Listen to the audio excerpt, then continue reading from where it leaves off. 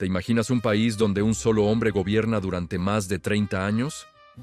Un lugar donde se construyen miles de kilómetros de vías de tren y crecen las fábricas, pero la mayoría de la gente vive en la pobreza extrema, perdiendo sus tierras y trabajando sin descanso por un sueldo miserable. Así era el México de principios del siglo XX, bajo el puño de hierro de Porfirio Díaz.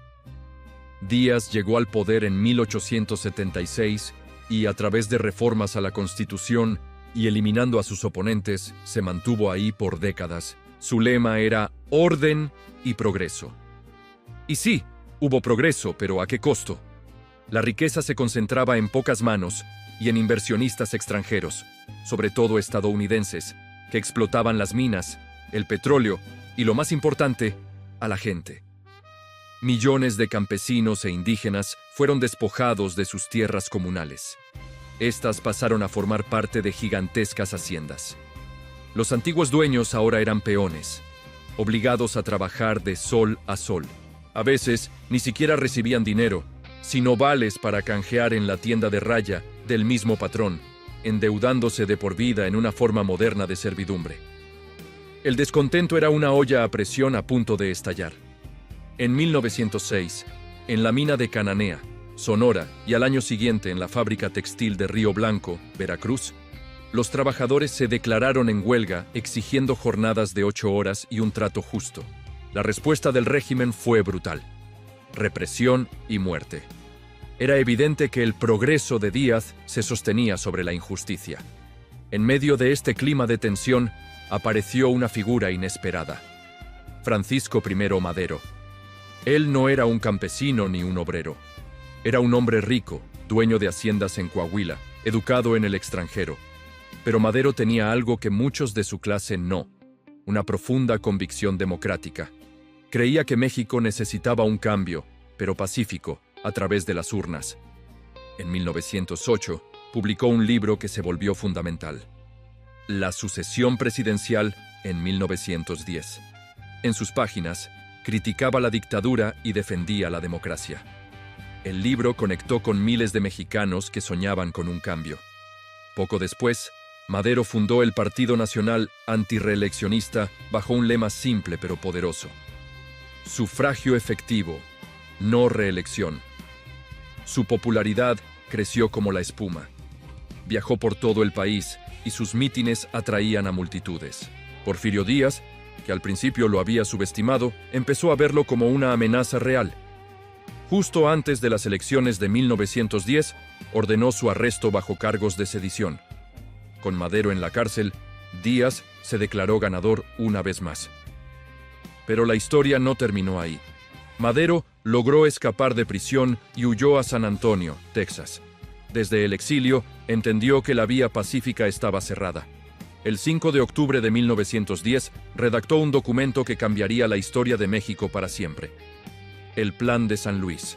En él, declaraba nulas las elecciones, se autoproclamaba presidente provisional y, lo más importante, hacía un llamado a todos los mexicanos para que tomaran las armas contra la dictadura.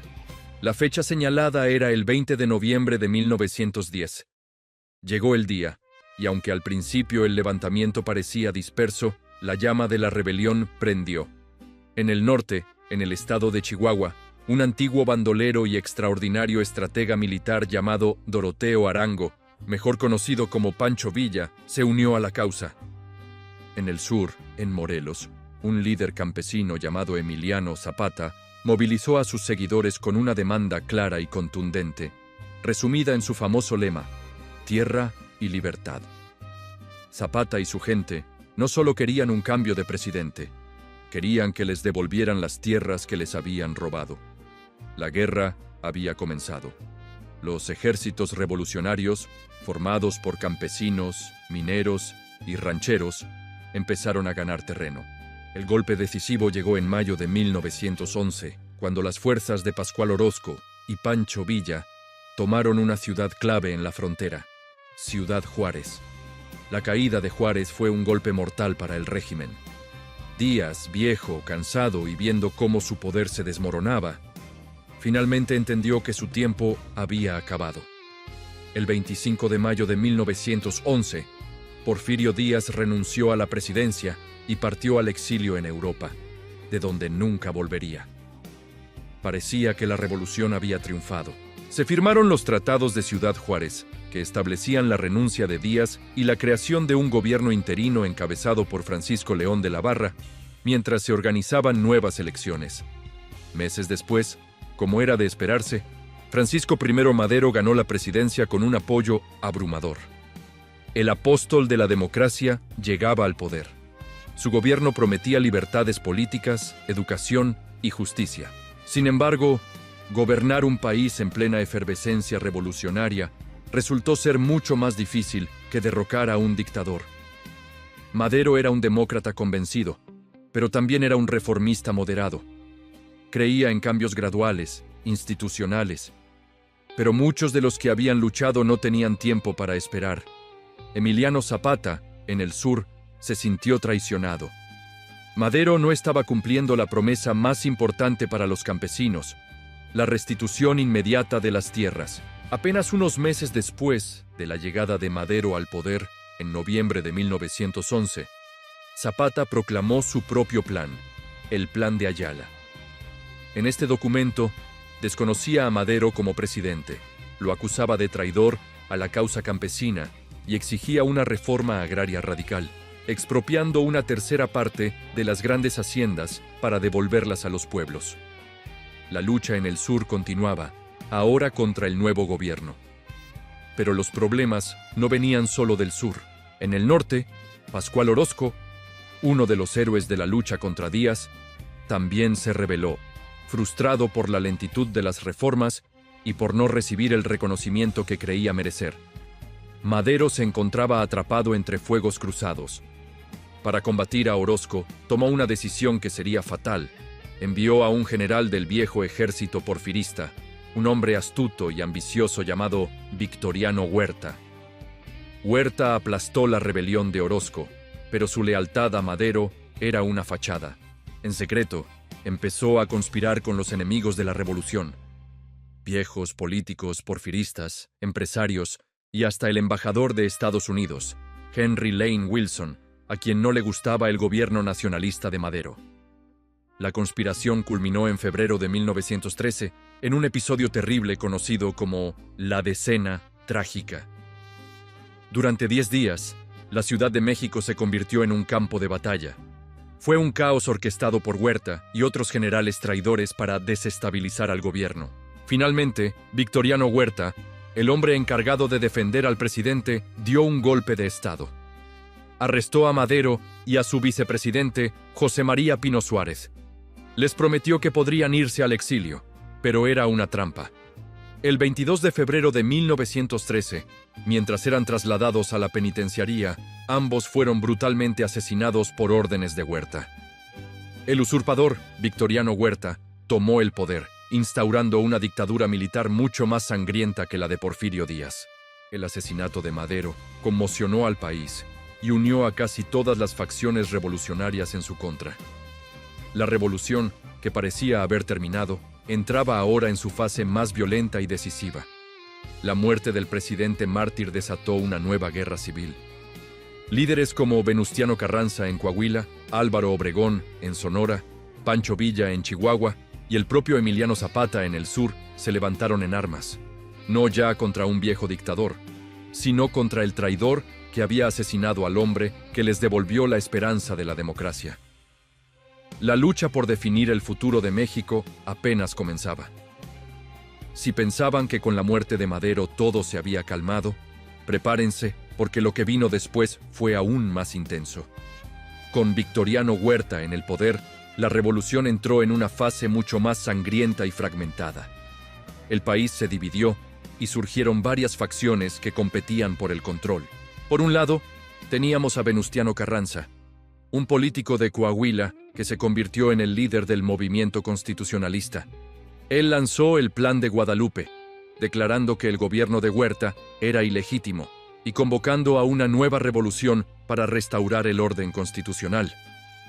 Mientras tanto, desde el norte, el legendario Pancho Villa y su famosa División del Norte continuaban la lucha. Su ejército, compuesto por hombres y mujeres valientes, era temido por su increíble eficacia en combate, pero también admirado por el carisma de Villa y su visión de justicia social, especialmente para los más pobres y olvidados. Al mismo tiempo, en el sur, en Morelos, Emiliano Zapata se negó a reconocer la autoridad de Huerta. Se mantuvo firme en su lucha por la tierra y la dignidad de los campesinos, siempre fiel a su plan de Ayala. Para Zapata, la revolución no era por el poder, sino por la tierra. Estas tres fuerzas, Carranza, Villa y Zapata, aunque luchaban contra el mismo enemigo, Huerta, tenían visiones muy diferentes para el futuro de México. En 1914, después de intensos y sangrientos combates por todo el país, el régimen de Huerta finalmente se derrumbó y tuvo que huir al exilio. Pero su caída no trajo la paz. Al contrario, dejó un enorme vacío de poder. ¿Quién iba a gobernar ahora? Para intentar resolver esto, se convocó una convención revolucionaria en la ciudad de Aguascalientes. La idea era unificar a los diferentes líderes y establecer un gobierno común que representara a todas las facciones. Durante esta convención, se eligió a Eulalio Gutiérrez como presidente provisional y, en un movimiento sorprendente, se nombró a Pancho Villa como jefe militar de las fuerzas revolucionarias. Esto, por supuesto, no le gustó nada a Carranza, quien veía a Villa como un rival. Fue en este contexto que ocurrió uno de los momentos más simbólicos de toda la revolución. Villa y Zapata, los dos grandes líderes populares del norte y del sur, finalmente se encontraron. En diciembre de 1914, sellaron una frágil alianza en lo que se conoce como el Pacto de Xochimilco. Imaginen la escena. Los dos caudillos, uno a caballo y el otro rodeado de sus campesinos, uniendo fuerzas para oponerse a Carranza, a quien consideraban un político de élite con poco interés en una verdadera reforma agraria. Sin embargo, las diferencias entre los revolucionarios eran demasiado profundas como para ignorarlas. Carranza, que contaba con el respaldo de otro general muy influyente, Álvaro Obregón, no estaba dispuesto a ceder el poder ni a Villa ni a Zapata. Obregón, un estratega brillante originario de Sonora, organizó el ejército constitucionalista y empezó a ganar batallas clave que le dieron una ventaja militar decisiva sobre los villistas. Y para complicar aún más las cosas, el contexto internacional jugó un papel crucial. En Europa había estallado la Primera Guerra Mundial y Alemania, buscando distraer a Estados Unidos, intentó involucrar a México. Le ofrecieron apoyo militar a Huerta, incluso después de su caída, para que atacara a su vecino del norte. Esto provocó una fuerte tensión diplomática y llevó a que los estadounidenses ocuparan el puerto de Veracruz para impedir que llegaran armas europeas a México.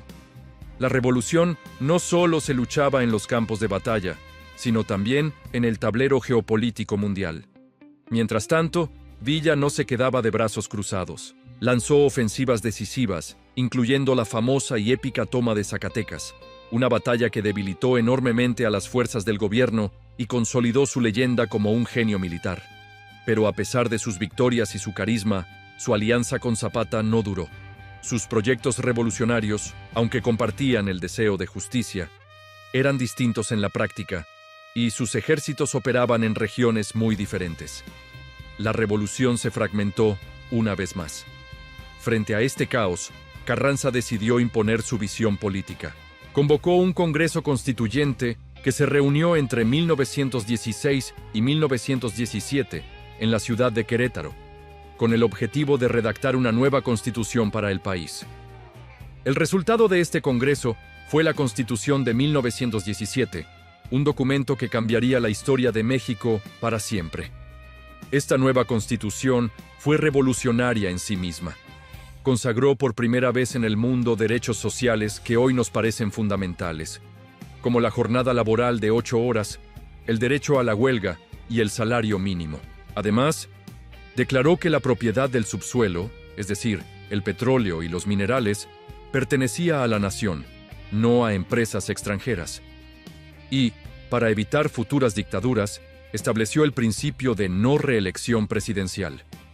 La Constitución de 1917 representó el triunfo institucional de la facción de Carranza, Pero no todos estuvieron de acuerdo. Villa no aceptó las condiciones que Carranza le imponía, y Zapata continuó su lucha en el sur, sintiendo que la nueva ley no garantizaba de forma suficiente la devolución de las tierras a los campesinos. La guerra entre los antiguos aliados era inevitable. La confrontación final entre Carranza y sus antiguos compañeros de armas llegó en 1920. Álvaro Obregón, quien se había convertido en el hombre fuerte del ejército constitucionalista, se rebeló contra Carranza. Con un ejército fortalecido y un gran apoyo popular, logró derrocarlo. Carranza intentó huir de la capital, pero fue traicionado y asesinado en un pequeño pueblo de Veracruz durante su fuga. Con Carranza fuera de escena, Obregón asumió la presidencia y comenzó a implementar las primeras reformas concretas de la revolución, enfocándose en la educación pública y en la distribución de tierras. Sin embargo, muchas de las promesas que habían encendido la chispa revolucionaria 10 años antes quedaron solo parcialmente cumplidas. El destino de los grandes caudillos populares también fue trágico. Emiliano Zapata, el alma de la lucha agraria, fue engañado y asesinado en una emboscada en 1919, víctima de una traición política orquestada desde el poder. Su muerte fue un golpe devastador para el movimiento campesino. Pancho Villa, por su parte, se retiró de la vida militar y se estableció en una hacienda, pero su figura seguía siendo demasiado grande y mítica. Años después, en 1923, fue asesinado en una emboscada en Parral, Chihuahua, silenciando para siempre a una de las voces más poderosas de la revolución. Aunque los grandes combates disminuyeron, el impacto de la Revolución Mexicana perduró durante décadas. La Constitución de 1917 sentó las bases legales para los derechos sociales que México tiene hasta hoy. Muchos campesinos finalmente lograron tener acceso a la tierra. Se sentaron las bases para reducir la enorme desigualdad, y el Estado asumió un papel mucho más activo en la economía y el bienestar social. Pero es importante entender que la revolución no fue un proceso único y coherente. Fue un mosaico complejo, con múltiples facciones, ideologías, caudillos carismáticos, luchas internas e intereses que a menudo chocaban entre sí. Más que una sola guerra, fueron, como dicen muchos historiadores, muchas revoluciones dentro de una. Al final, el legado de la Revolución Mexicana es tan poderoso como ambiguo. Transformó por completo a la nación, instituyó derechos fundamentales y forjó una nueva identidad nacional. Pero también dejó un rastro de heridas, traiciones y promesas incompletas. Sus héroes, Villa, Zapata, Madero, Carranza, Obregón, siguen siendo figuras simbólicas, recordadas de maneras muy distintas por diferentes personas. La lucha por la tierra, la justicia social y la dignidad no terminó con las balas. Sigue viva en la memoria y en el corazón de México. Gracias por acompañarnos en este viaje por la historia. Si te gustó este video, no olvides darle like, suscribirte y activar la campanita para no perderte nuestros próximos episodios.